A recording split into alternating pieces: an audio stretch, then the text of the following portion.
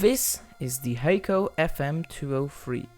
This is my new soldering station, and I will give you guys a review of it and quick look at it. So flipping the unit to the back side, we can see the, of course, Hakko FM-203 sticker. This is a 230 volt model, which takes 140 watts at maximum. This is an important detail. Flipping it to the downside, you can see the serial number and the part number. This is the FM-20311. It's one of the earliest ones. This was actually made in 2008, this particular unit. That's why it's very worn, because this is older than me. This is what I'm trying to say. So turning it on, we can see an 888, and if we don't have an iron plugged in, it will say the set temperature, and it will scream at you and say CE. CE is that basically does not detect an iron. As you can see, it's CEing at the S port, but if we switch to the D port by pressing the up and the D key, it's also flashing. Alright, let's make a quick test now. The FM-203 comes with an FM-2027 soldering iron. This is a very good soldering iron pencil, which I highly recommend to anyone with a Hakko station, although you probably have one already. And this has a two-part solution where the tip slides into a grip, as you can see. Here we go, we slide the tip in the grip, and then the grip slides into the connector, but I call it an iron, Hakko calls it connector, whatever. Slides and locks like this. And now the grip is basically secured to the iron. Let's plug the iron into the DIN connector. This is your standard 8-pin DIN that Hakko uses. It's got a locking pin. As you can see, I'm pulling on this, and yeah, it pulls the station with it, so you know it's secure. Now, if you turn on the station with the connector plugged in, but without an iron, you can see the connector lights up. It will say SE on the D port because you have a connector plugged in. You don't have a tip plugged in as well. Now we have a tip inserted. It's a T15-D4 tip, original Hakko tip, and we will be measuring how long will it take for it to heat up to 400 degrees Celsius. With only it plugged into the D port. There's no iron on the second port, because that does have a meaning.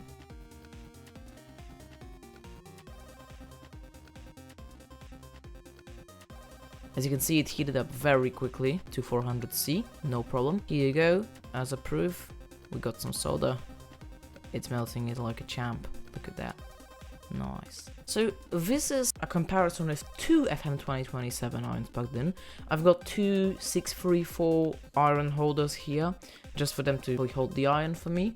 These do not have sleep built in. As you can see, they are both FM-2027, clearly. One has a D16 tip and the other one has a JL02 tip. So turning it on,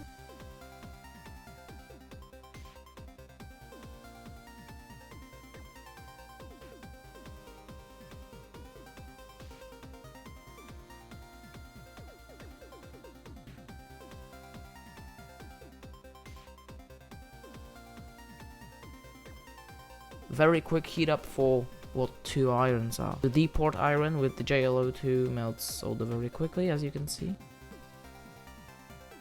And the D16 iron also melts solder like a champ. How do you adjust the temperature on the station? It's got a star key and pound and what? Well, my preferred method is to reinsert the key, and that makes the temperature change menu comes up. As you can see, you can set it up to 450 Celsius, but there is another method to do it. You can hold down the star button, and if you hold down the star button for more than a second, it also comes up with the temperature change menu. The D port is flashing because it's set to the D port to, display the temperature of the D port. Pound is what offset is. So if we want to change the offset, we hold down pound, and we can, let's say that our iron is miscalibrated. So let's say you want to go minus 10 degrees Celsius. If you insert the key, with the key inserted, you hold down up and power the station on, it will go into parameter settings mode. Here you can see that you can adjust things like Celsius Fahrenheit change, and I won't really bore you with what parameter each one is. There's a graph right here that I will just show you here, and that's what the parameters do. If you want to save your parameters, you hold down the star button and it will give you a Y prompt. and you just say star and it saved the parameters. Now this is the FM2032 canned piece. We will be measuring how long will it take for it to heat up with an additional FM2027 in the D port. So this is currently the FM2032's temperature.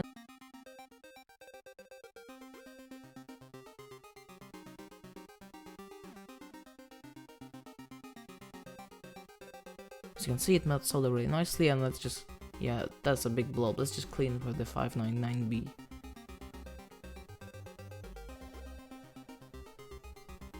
Now, this is what I got with my FM203 kit.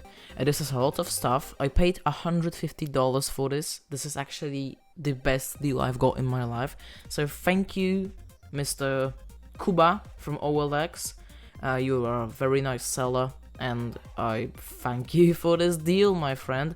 Oh, and by the way, he gave me like 15 genuine Hakko tips, so that's always a plus. Now let's go over what I got. So the first thing I got was, of course, the FM203 station. Second are two brand spanking new FM2027 handpieces with its heat-resistant pads. I even got the boxes from them. Next thing I got are two 634 or FH100 Hakko original iron holders, not these AliExpress clones. As you can see, the iron fits perfectly in them, which I just love. These are the best iron holders I ever had. Thank you, Mr. Kuba. They also come with the Hakko 599B tip cleaners. Next thing I got are these miscellaneous things, like this grip, this heat pad, and these tips. And finally, the last thing that I got was these two handpieces I got as a bonus. So where should I place the FM203? Well, I think that right around here on top of my hot air station is the best place I can, place it. So now I have 3 soldering irons here. I have an FM2032 just jammed in between, and these two 2028s here. I have an FM203 here, and an FX951 on top of the FM203. I have everything nicely tucked on my hot air station under it, and it just goes like this over my desk. So let's do some soldering with it. So we are going to be using the FM2027 handpiece. Let's just solder a wire to this C44 capacitor, this Kester lead-free solder with the D16 tip. Now, sorry if this looks very poor, but I had the camera in my way, so I was unable to see the joint as I was making it. I could just see a very small preview on the camera, so sorry in advance if this will look like. But here we go. So here you go, I got my 30 gauge wire stripped properly and my D16 tip that's clean with the 599B. And look how easy it is to tack in the wire. I love this FH100 or 634 holder. I just love it. Look how cool, like how easy the iron just slides in there. I just love this. This is, I could do this all day long. Like, in comparison to the old Chinese crap that I used before, this is absolutely amazing, and I'm glad I have this because, oh my gosh. So now we're gonna be doing a little bit of a more challenging task. As you can see, we have a very kind of big ground pad here, and we're going to be tinning it and adding a wire to it. Now, most irons, like my old TS ATP, would struggle with it, but not this one. I'm going to solder this with a D4 tip instead of a D16, but I will be soldering it at the very low temperature of 400 degrees Celsius, so this will be a very interesting soldering. So we got some solder here. And remember, I'm not using any flux here. This is a completely clear area. So now that I wetted this pad, I am starting to add my lead-free solder here. And of course, it's not making a shiny joint like lead solder does, but look how nice this wets. Like, I could do this all day long. This is super satisfying, right? And now here I have my 30 gauge conductor. Again, I'm not looking at this, so sorry. And just easy tacking. Like, got to love how easy this thing solders. And as a bonus, I'm gonna be soldering with this giant tip to this FT2R7 little point right here, while blind, basically.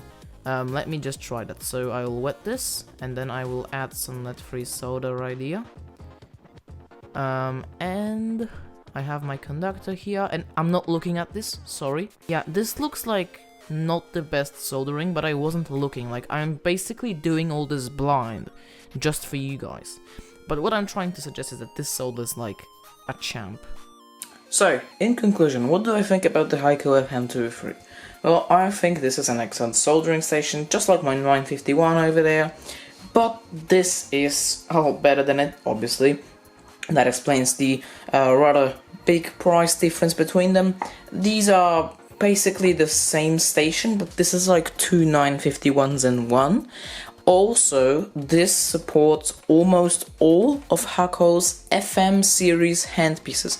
So they're micro tweezers, hot tweezers I mean, heavy duty iron, micro iron, normal standard handpiece, N square handpiece, as long as you have the N square pressure pump and everything here. I think I would recommend this, but again, only if it's used.